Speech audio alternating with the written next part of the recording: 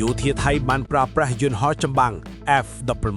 ទម្លាក់គ្រាប់បែករហូតដល់40គ្រាប់ចូលក្នុងភូមិសាស្ត្រភូមិជោគជ័យខេត្តបន្ទាយមានជ័យបំផ្លិចបំផ្លាញផ្ទះសម្បែងពលរដ្ឋយ៉ាងធ្ងន់ធ្ងរសួស្ដីប្រិយមិត្តជាទីមេត្រីជនរួមជាតិជាទីស្នេហាស្ថានភាពកាន់តែតានតឹងខ្លាំងនៅភូមិជោគជ័យការវាយប្រហារតាមអាកាសបង្កភាពភ័យខ្លាចដល់ប្រជាពលរដ្ឋនិងធ្វើឲ្យពលរដ្ឋរងរបួសនិងខូចខាតទ្រព្យសម្បត្តិគិតត្រឹមព្រឹកថ្ងៃទី26ខែធ្នូឆ្នាំ2025ស្ថានភាពនៅតំបន់ភូមិជោគជ័យខេត្តបន្ទាយមានជ័យបានក្លាយជាប្រធានបទក្តៅគគុកបន្ទាប់ពីក្រសួងកាយវិជាតិបានបញ្ជាក់ថាក្នុងចន្លោះម៉ោង 6:08 នាទីដល់ម៉ោង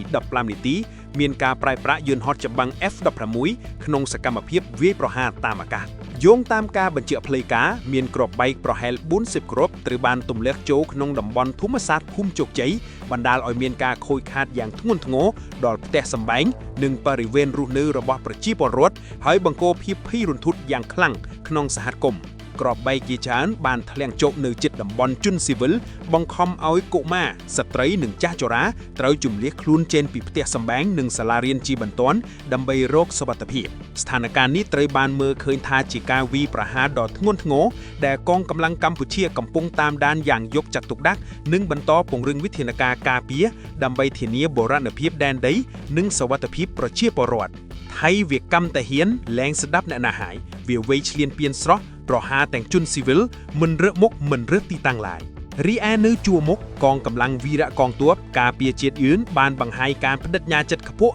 ក្នុងការការពារប្រជាពលរដ្ឋនិងទឹកដីជាតិយ៉ាងម៉ឺងម៉ាត់ដោយអះអាងថាសុវត្ថិភាពរបស់ប្រជាជនគឺជាអាទិភាពខ្ពស់បំផុតនិងទទួលបានការសហការពីអាជ្ញាធរបានជំនះពលរដ្ឋបានទាន់ពេលវេលានេះជារឿងមួយដ៏ឈឺចាប់សម្រាប់ប្រជាជនខ្មែរដែលរងគ្រោះត្រូវបានគេឈ្លានពានទឹកដីហើយត្រូវគេបំផ្លាញផ្ទះសម្បែងហើយត្រូវឃ្លាតឆ្ងាយពីផ្ទះត្រូវរស់នៅយ៉ាងលំបាកហាលភ្លៀងហាលខ្យល់ខ្វះស្បៀងអាហារមិនបានប្រកបមុខរបរចិញ្ចឹមជីវិតនេះជាសោកនាដកម្មមួយដែលយើងមិនចង់ជួបយ៉ាងណាមិញប្រជាពលរដ្ឋគ្រប់រូបបានជួយជ្រោមជ្រែងផ្ដល់ជាស្បៀងថវិកាជូនដល់បងប្អូនដែលភេទសឹកនិងបានជួយដល់កងទ័ពនៅសមរភូមិនេះបង្ហាញថាជាស្មារតីរួមមួយរបស់ប្រជាជនខ្មែរជួយគ្នាក្នុងគ្រាលំបាកព្រឹត្តិការណ៍សង្គ្រាមការវាយប្រហាររបស់ថៃនេះបានបង្កការព្រួយបារម្ភយ៉ាងខ្លាំងពីសំណាក់ប្រទេសអាស៊ាននិងស្ថានភាពសន្តិសុខនៅតំបន់ព្រំដែនព្រមទាំងជំរុញឲ្យសាធារណជនតាមដានយ៉ាងជិតស្និទ្ធចំពោះការវិវត្តបន្តទៅមុខ